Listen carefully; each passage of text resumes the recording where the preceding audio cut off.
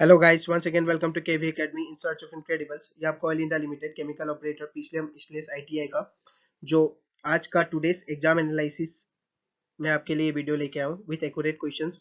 ये जो भी क्वेश्चंस मैंने एज पर मेरे स्टूडेंट्स ने मुझे बताया वही क्वेश्चंस मैं लेके आया हूँ।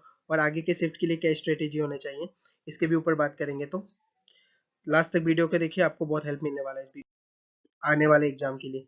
ठीक है, तो मैंने पहले लिखा है एज पर माई स्टूडेंट्स, जो भी मुझे क्वेश्चंस मिला वो मैं आपके लिए लेके आया हूँ। और थैंक यू उन स्टूडेंट्स को, आप अपनी तरफ से कमेंट बॉक्स में भी कहिएगा जिन्होंने, मैंने एक पोस्ट क्रिएट किया था उसमें उन्होंने अपना वैल्यूएबल इंफॉर्मेशन दिया जो एग्जाम में आया है। मैंने कहा था कि ताकि सबको हेल्प हो सके, तो उन्होंने ये क्वेश्चंस दिया। Thank you very much to them. ठीक है, तो उनका क्वेश्चंस भी लेके आया हूँ, साथ में एक दो एक्स्ट्रा क्वेश्चन जो मुझे पता चला वो भी लेके आया हूँ। तो क्वेश्चन से ज्यादा मैं टॉपिक भी आपको बताऊंगा, किस टॉपिक को पढ़ के जाना है, तो आप क्वेश्चंस के ऊपर ज्यादा ध्यान मत दीजिए। क्वेश्चन तो जो आ चुके हैं वो वापस नहीं आएंगे, लेकिन टॉपिक जो आने वाले हैं, जिस टॉपिक से ज्यादा क्वेश्चंस आ रहे हैं, मैक्सिमम पार्ट जहां से कवर हो रहा है, तो टॉपिक को आप ज्यादा ध्यान दीजिए, क्योंकि वो टॉपिक जाके आप देख लीजिए। तो उस टॉपिक से अगर क्वेश्चंस मिल गया, अगर हमें टॉपिक पता चल जाए तो ऑलमोस्ट काम बहुत ही आसान हो जाता है, क्योंकि बहुत सारे टॉपिक है तो उसमें सारा टॉपिक करना पॉसिबल नहीं है। तो मैक्सिमम जिस टॉपिक से क्वेश्चन आ रहा है मैं आपको बता। तो स्टार्ट करते हैं। जो जो डायरेक्ट क्वेश्चन आया वो देखिए, फोर्स पर यूनिट पूछा, एरिया पूछा गया था जो कि डायरेक्ट प्रेशर होता है। मैं यहाँ पे आपको डायरेक्ट डायरेक्ट क्वेश्चंस नहीं मतलब आंसर नहीं बताऊंगा, क्योंकि आपको पता है कि सेम पैटर्न पूछा जाता है। मैं बार बार कह रहा हूँ कि सेम पैटर्न पूछा जाता है ऑयल में, तो ये हो सकता है कि इन्हीं क्वेश्चन से रिलेटेड क्वेश्चंस आपको एग्जाम में मिल जाए देखने को। तो इसलिए मैं आंसर नहीं बताऊंगा, क्योंकि आप सर्च करेंगे तो वहां से आपको एक्स्ट्रा नॉलेज भी इसका और आगे मिलेगा। और ये क्वेश्चंस जो पूछा जा चुका है वो तो डायरेक्ट क्वेश्चंस आने वाला नहीं है। तो आप जब सर्च करेंगे तो आपको इसके रिलेटेड क्वेश्चन मिलेगा। मैं यहाँ पे लिख नहीं रहा, लेकिन आंसर मैं साथ साथ बताते जाऊंगा। तो वल्केनाइजेशन ऑफ रबर में आपका सल्फर का यूज किया जाता है। विल्किंसन की कैटलिस्ट फॉर्मूला पूछा गया था। लुकास टेस्ट पूछा गया था, जो कि आपका ऑर्गेनिक केमिस्ट्री का मेन पार्ट है। तो ऑर्गेनिक केमिस्ट्री या कैटलिस्ट का जो रिएक्शन है, रिएजेंट्स का जो बात करते हैं हम लोग, तो ये सब आपको देखना है। Organic chemistry is the very important topic, आपको ये देख के जाना है। Photodiode operates in reverse bias, आपको याद रखना है। 1 इलेक्ट्रॉन वोल्ट आपका 1.6 इंटू 10⁻⁻19, ये भी ध्यान रखना है। जूल में होता है जो कि। उसके बाद आपका इलेक्ट्रिक डायपोल स्केलर होता है या वेक्टर पूछा गया था, तो ये वेक्टर होता है। XCO3 का शेप पूछा गया था, टेट्राहेड्रल शेप होता है जिसका पॉलीमर यूज्ड इन पेंट। इससे पहले भी मैंने जो वीडियो दिया है उसमें आपको बता चुका है मैंने, क्वेश्चन जो कि ग्लिप्टेल बोल के आंसर मैंने बताया था, जो कि बिल्डिंग्स के लिए भी काम आता है। उसके बाद आपका विस्कोसिटी का डायमेंशन पूछा गया था। बल्ब का फिलामेंट जो कि टंगस्टन होता है। तो आपको ध्यान रखना है, डायमेंशन से भी बहुत सारे क्वेश्चन है, दो तीन क्वेश्चन डायमेंशन से आ चुके हैं, तो डायमेंशन आपको देख के जाना है। डायमेंशन अगर आपको यूनिट पता है तो आप निकाल लेंगे, अगर आपको निकालने आता है तो आप देख सकते हैं। डायमेंशन निकालना बहुत ही आसान होता है, आपको बस यूनिट पता होना चाहिए। तो डायमेंशन बहुत इंपॉर्टेंट है। साथ का क्वेश्चन मुझे डायरेक्ट डायरेक्ट जो पोस्ट में देखने को मिला, जो मैंने क्रिएट किया था जो पोस्ट, उसमें गुरु नानक का बर्थ प्लेस पूछा गया है। Dehing Patkai festival, Riyan Parag related to which game, that is cricket. उसके बाद आपका how many super 30s are there, current में कितना सुपर 30s है। First female director of ONGC पूछा गया था, तो ये सबका आंसर आप सर्च करके देख लेंगे और इससे रिलेटेड क्वेश्चन पढ़ेंगे। और ओएनजीसी के लिए मैंने आपसे पहले भी कहा है कि आप जाके वेबसाइट पे थोड़ा रिसर्च करें और वहां से जो भी फीमेल डायरेक्टर, जो प्रेजेंट डायरेक्टर, वो सब नाम देख ले। और साथ में जितने स्कीम्स इन्होंने लाए हैं, सबसे इंपॉर्टेंट वही होता है, तो आपको स्कीम रिलेटेड क्वेश्चंस देखने हैं। ठीक है, ये ध्यान रखिएगा। उसके बाद आपका मैं डायरेक्ट डायरेक्ट कह रहा हूँ कि रीजनिंग में फिर से वही टॉपिक देखने को मिला है जो मैंने आपको एनालिसिस वीडियो में कराया था जूनियर असिस्टेंट के। मैं फिर से कह रहा हूँ कि रीजनिंग और एप्टीट्यूड का मैथ्स में बता रहा हूँ, ये दोनों के लिए आप जाइए, डिस्क्रिप्शन बॉक्स में आपको लिंक दिया गया है। जूनियर असिस्टेंट का जो एनालिसिस वीडियो होगा, जैसे आज में एग्जाम हुआ तो एनालिसिस वीडियो बना रहा हूँ केमिकल ऑपरेटर के लिए, उसी तरह मैंने वहाँ पे एनालिसिस वीडियो बनाया और डायरेक्ट क्वेश्चंस के साथ कंप्लीट एक्सप्लेनेशन भी समझाया। जिसको रीजनिंग और मैथ एकदम भी नहीं आता वो भी जाके वहां से सीख सकता है। तो ये जाके दोनों को आराम से देखिए, और वहीं से क्वेश्चन आ रहा है, वही टॉपिक सर्वे, फिर से time and work, number series, जितने उसमें टॉपिक थे, जो क्वेश्चन थे एज इट इज वही पैटर्न के क्वेश्चन आ रहे हैं। तो ये जाके देख लीजिए, आपको डिस्क्रिप्शन बॉक्स में नीचे मैंने इसका लिंक दे दिया है। और आगे बात करते हैं, जो सबसे ज्यादा पीसीएम में पार्ट जो कवर कर रहा है वो आपका मैथ्स मैक्सिमम है।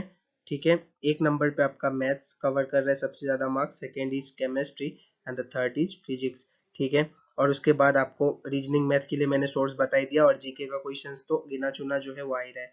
ठीक है, तो ये 60 हमने सोचा था कि पूरा नहीं आएगा, लेकिन ये 60 मार्क्स पूरा ही कवर कर रहा है, साथ में 40 और सब अदर्स पार्ट कवर कर रहे हैं।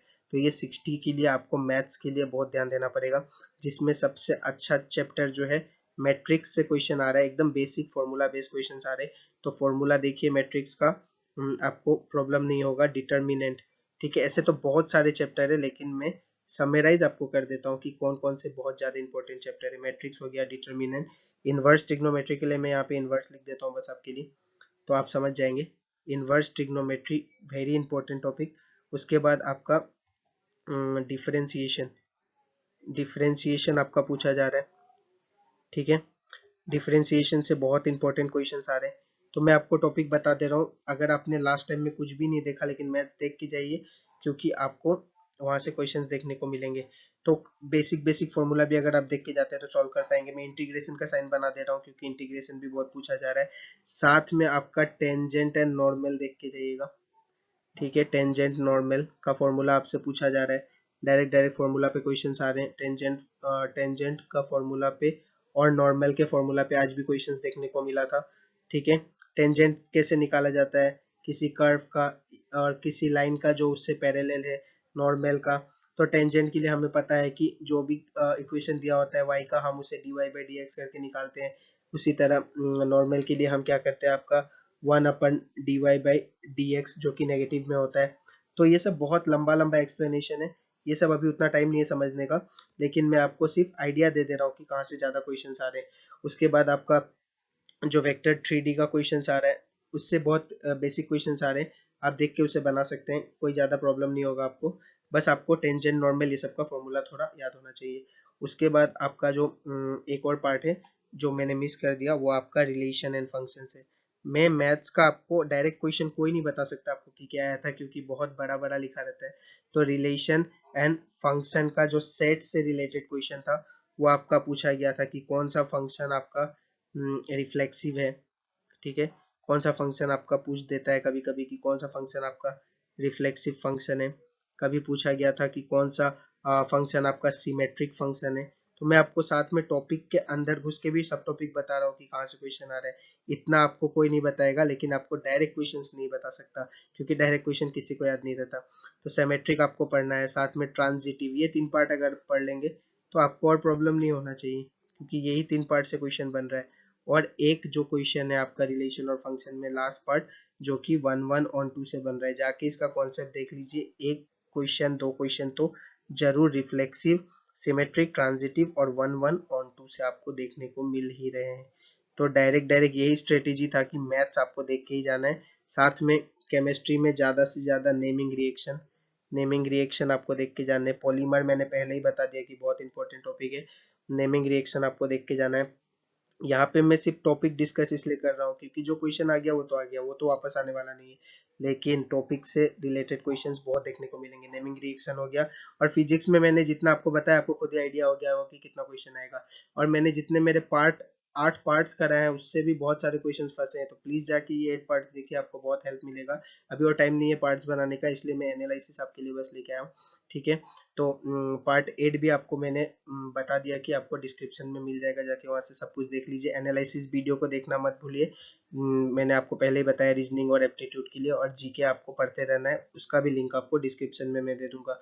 सो go in the description, everything is there, आपको कोई प्रॉब्लम नहीं होना चाहिए। थैंक यू, लाइक और सब्सक्राइब कीजिए चैनल को अगर अभी तक आपने नहीं किया, ऐसे ही वैल्यूएबल कंटेंट और इन्फॉर्मेशन पाने के लिए। Thank you very much guys, मिलते हैं अगले क्लास में। And share this video as much as you can, क्योंकि यही आपके तरफ से मेरे लिए लव और सपोर्ट है कि मैं ऐसे कंटेंट आपके लिए और लेके आते रह सकूं।